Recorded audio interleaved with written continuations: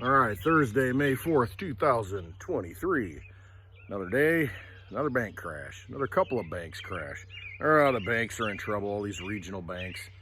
And the big, oh man, I better watch it. They look like a little bird dropping. I hear it's good luck if a bird shats on your head. That happened to me before, and yeah, anyway. Universe, sending a message. That one missed me though, so that's good. Yeah, pardon the birds. Don't pardon the birds. Birds are nice, so they might get a little noisy. A lot of noise going on right now. It's farming time. You're in a tractor coming up the road right now, so there's a lot of outside ambiance, let's just say. But I was watching the financial news shows a little bit today, and you've got banks crashing, continuing to crash. And one of the banks, I can't remember which one it was. Blame the Financial Times anyway. The Financial Times had an article on them, and I can't remember what the bank was. What difference at this point does it make, right? Anyway, they were very upset and said, listen, the Financial Times article is irresponsible. We're well capitalized. We've got plenty of cash. I mean, everything's fine. Our investments are sound. And this is the kind of thing that we continually hear. Now listen, if the investments are sound, there's no need to come out and do damage control. See, the stock price started going down. So they're like, oh, you know, we're going to go to zero. We're going to have a run on the banks. And if they're good, you don't have to worry about that. The problem is every bank is insolvent. Every bank is insolvent. Every bank does not have the deposits. And once you understand that it's fractional reserve banking, they don't have the reserves. They have a fraction of the reserves that have been put in. As they loan out, 10 times, who knows how many times, what they actually have. And so that money is kind of gone. And if for some reason it goes south and they need to use the rest of the reserves that they might happen to have, and then you want to go get your money out, your money's not there. Once you put it in, your money's not there. And what they do is it's an algorithm. They look and they say, all right, we're only going to need to, people are only going to come and take out this amount of money. And so they've got algorithms that do that and say, okay, at any given time, maybe 1% of the people will want all their deposits. And so they think, okay, well, I got $1 million and only need to leave, 1% of that in there. However, if you got a few people saying, Financial Times article comes out, or there's a little fear and people start saying, I think I'm going to get my cash, and you go and try and get it. If 2% of the people go and try and get it, guess what? Well, we really don't have it, but we'll get it. We'll get it. We'll call the central bank and get it, delivered, in about 3 or 4 days. And you're like, tell your neighbor, hey, listen, I don't know, man, you better go get your money out of this bank. Pretty soon, you got a bank run. And if they had the deposits, it wouldn't be a problem. But they don't have the deposits, and so that's why they go under so quickly. And that's their biggest fear right now is they're talking about, wow, Powell, Fed Chairman Powell, in this digital age, it just happens so quickly. I mean, money can move and transfer so quickly, and we need to look into that and figure it out. And, you've had since 1913 to perfect this system, so you've had 110 years, and all you've done is devalue the currency and screw it up. So you really haven't done your job. But you've got access to create as much as you want to backstop it all. And so that's exactly what they do. That's why it's so important to make it all digital and make it all a central bank digital currency. Once they do that, then they can say, okay, yeah, we got it all. If they got you locked in the digital ecosystem, they can just create the money and program the money into existence, and then you can go spend it as long as people accept it. And that's what happens at the end game. People stop accepting it, having faith in it. The magic trick ends. You got other countries that say, I'm not going to deal in it anymore. I'm going to do my own thing. And that's what's happening. And so you're watching this implosion of all the smaller banks. And that's what they want. They want to consolidate power in a few central banks. I shouldn't say central banks, but central bank controlled too big to fail banks like JP Morgan. They want to have those big fish, those whales, eat up all the smaller fish. That way they can control them and use them as gateways to, okay, now you're going to have a CBDC system. And we might let you get into crypto. We might not let you get into crypto, but we're going to gateway it and we're going to, basically tell you what to do with your money. Well, it's really not your money. It's our money. And you start thinking, wait a minute. What do you mean it's not my money? I worked for it. I put it in the bank. I used to be able to take out dollars, which really aren't dollars. They're Federal Reserve notes, but at least I could spend them and hold them in my hand. And at some point, those will become worthless. And so you really start thinking, what is money? what is all this I worked for? You know, that I put it into, this leaky battery that loses all its energy. What have I been doing my whole life? Why do I have my retirement wrapped up in this stuff? And so all these questions are starting to happen right now,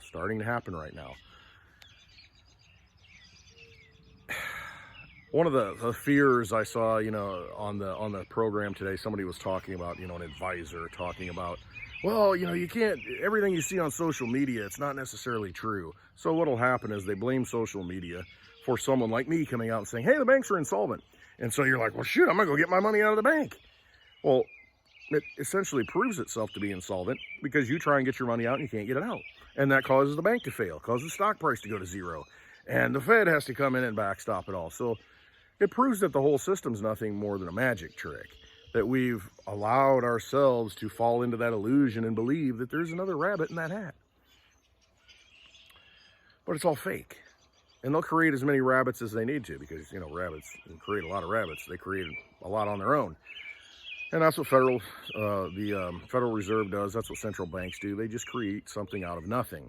And as long as you keep believing that it's true and it's real and it's going to keep coming out of the hat, then the system goes on. But at some point, faith is lost, confidence is lost, and you don't believe in the magic trick anymore. You don't believe in the illusion.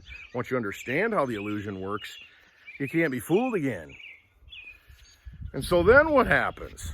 Then there's a flight to assets. Then there's a flight to something that has value that you can hold in your possession. And see, that's when I think you're really going to see the true cryptocurrencies come into the forefront and the real use case of what they are start to occur. You're seeing silver move up today. You're seeing gold move up today. Cryptos have moved up today, but nothing like they have the potential to do because they're nothing more than an unlimited sponge that can soak up all this bad money. I mean, you can put trillions of dollars into cryptocurrency and all it does is it just makes it more valuable. That's all it does. And it can handle it. That's the thing. It can handle it. And it is an underlying asset. So if you have one Bitcoin, you got one Bitcoin. And you can divide it into fractions, you know, 8 decimal points, places. These cryptocurrencies like Litecoin, like DigiByte, all these cryptocurrencies have unlimited potential to soak up the mess that's been created, all this fake money that's been created. And when people understand that, they start thinking, wait a minute, I can't be in this system anymore. I got to get my wealth out of it. What am I going to do? Okay, I'm going to buy a bunch of gold and silver. Well, we got delivery delays. You know, it's going to be shipped here and it might take a week to get it. Okay, well, I need something now. I need to get out of this. I don't like where I'm at. I can't sleep at night. I'm stressing out. I don't want to be jumping off a building because I lose my retirement. What do?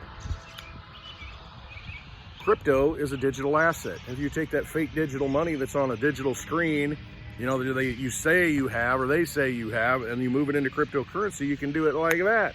And you can take possession of it. And you can put it in your own possession. And you're just like, okay, I'm done. I'm happy. I've got it. I can do what I want with it. Nobody else can touch it. I'm good. When that awakening moment comes, that's why they're trying to gateway all this, to make it harder to get into crypto through banks. But as those gateways are the ones that are still open, the floodgates are completely open at that point. People are going to want to transfer out into something else. That's just my take on it. Because if I'm in that situation, which I'm not, completely outside that system as much as I possibly can, interact with that vampire casino only on a limited basis to do the things that I have to do with it. I don't keep money in the bank. Why would I do that? Because I see what's happening with these banks. I've known forever that they don't have the money. So once more people start to understand that, they're going to say, how do I get out and what do I get into? What can I do? What can I, buy with this stuff? Can I buy a car, buy something that's going to hold value? Anything they can. Buy another freezer, fill it with food. Something. Hey, cryptocurrency, that's an easy thing. Boom, bam, done.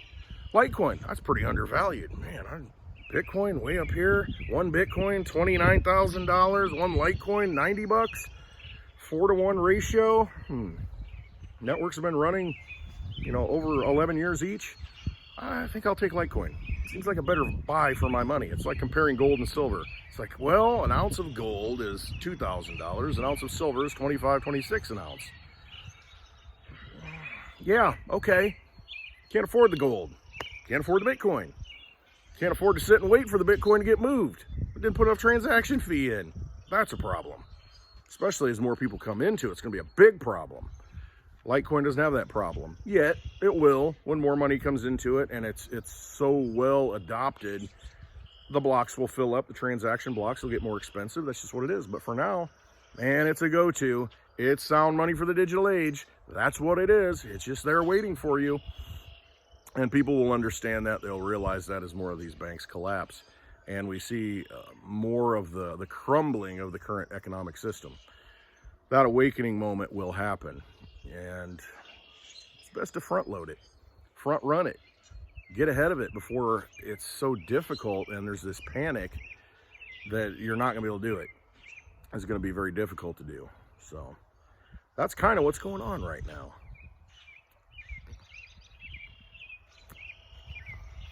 Smoke break. This is a nub. They call it a nub. Olliv makes them. One of my favorite brands, probably my favorite. Olliv Nub Maduro 4x60.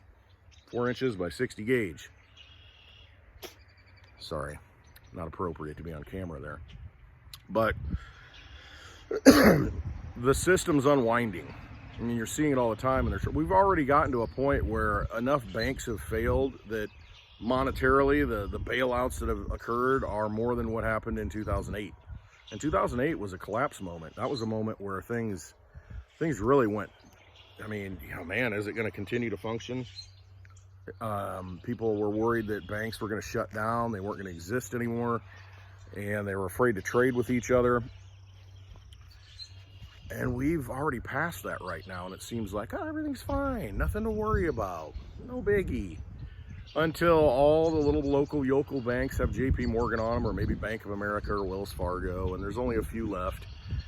And you're dealing with this corporate Borg. I mean, this essentially this octopus, vampire squid with the Fed at the head, and the tentacles are going to be these big banks. And you're dealing with the same entity at that point. And when you realize it's all fake money, it's not real money backed by anything, and they're just creating. Meanwhile, they want you to pay taxes on it when they can create all the money they want. And you really start questioning things then. Debt ceiling. What? A lot of theater going on right now. Once you understand that it's all theater, and at the heart of it is unsound money, you start saying, I think I'm going to exit this casino. These chips aren't worth anything. Y'all are vampires at the tables. All you're trying to do is get me sitting here at the table, continue to suck my energy away. I'm done playing in the vampire casino. I'm out. I'm going to go get some sound money for the digital age. And things like Litecoin are going to be getting pretty attractive at that point. You're going to ask, how do I get it? And there are ways to do that. Other videos that I talk about that. But you gotta start looking into it now. You gotta start figuring it out before it's too late. Tomorrow, we've got a full moon. And we have a full lunar eclipse too. Not going to be able to see it here in North America. But I don't know, sometimes these portend certain events. We've got that. We've got the Proposition 42 ending, on the 11th or 12th. We've got Janet Yellen saying that, well, the Treasury might run out of money June 1st. And if you really look at what they have on deposit or what they've got, it's probably going to be sooner than that. And so what does that do? What kind of ramifications are there? You got a perfect storm of things. You had an assassination attempt on Vladimir Putin yesterday. They're on high, full-scale nuclear alert right now. I mean, they're armed and ready. They're ready.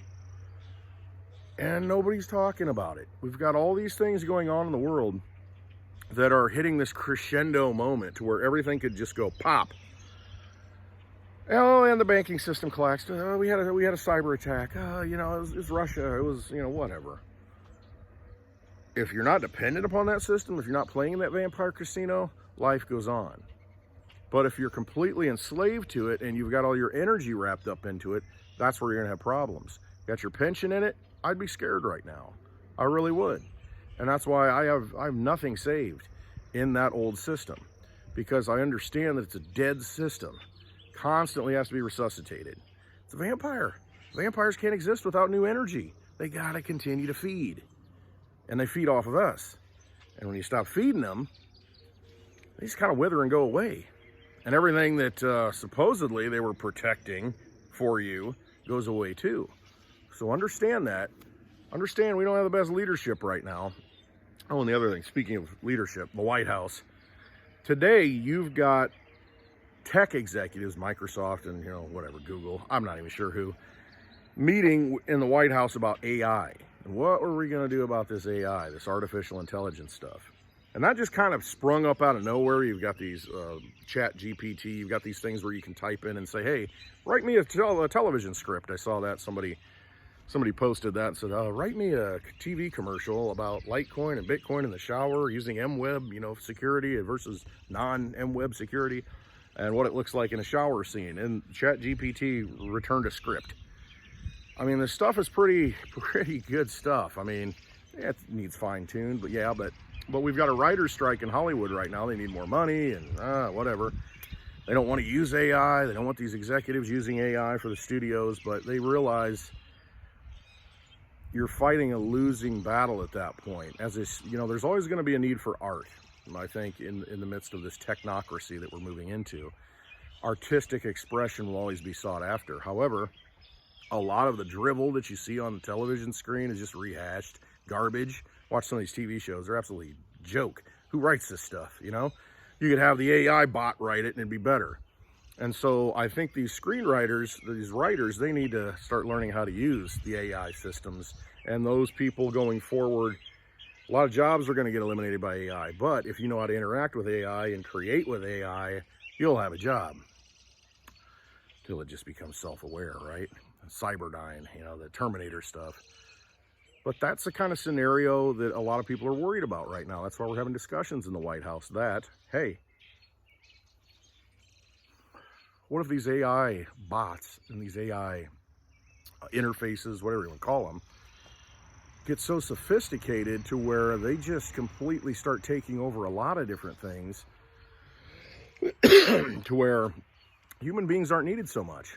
And that's what's going to happen in a lot of industries. Human beings aren't going to be needed as much. So what does that do to a displaced workforce? Where are we going to make money?